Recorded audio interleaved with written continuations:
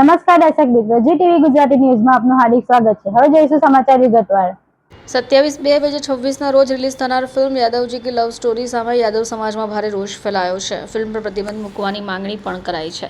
સમાજના પ્રતિનિધિઓએ આક્ષેપ કર્યો છે કે આ ફિલ્મમાં યાદવ સમાજનું ખોટું અને અપમાનજનક વિસ્તરણ કરવામાં આવ્યું છે, જે સમાજનું ખોટું અને અપમાનજનક વિવરણ કરે છે। ફિલ્મના ડાયરેક્ટર સંદીપ તોમર, પ્રોડ્યુસર વિષ્ણુ નારાયણ ચૌહાણ, નિર્દેશક અંકિત ભડાના તેમજ કલાકારો વિશાલ મોહન, પ્રગતિ તિવારી સામે કાયદેસરની કાર્યવાહી કરવાની માંગણી કરી છે।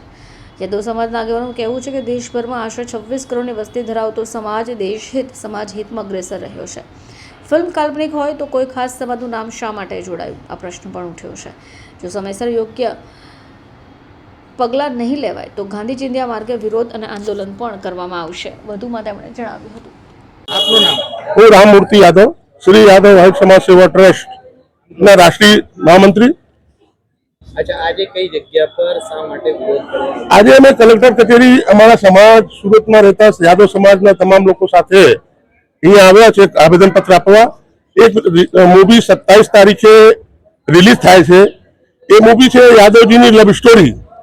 એમાં જે છે ને એ સ્ટોરીમાં જે ફિલ્મ નિર્માતા છે અમારા સમાજ સામે અમારી સમાજ સાથે બહુ અન્યાય કર્યું છે।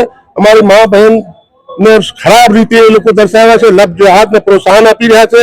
એના વિરોધમાં અમે અહીંયા આજે આવેદનપત્ર કલેક્ટરશ્રીને આપવામાં આવેલ છે અને અમારા આ આવેદનપત્રમાં એવું લખ્યું છે કે જો આ મૂવીને બેન નહીં કરવામાં આવશે, બાયકાટ નહીં કરવામાં આવશે તો અમે ઉગ્ર આંદોલન અહીંયા કરીશું।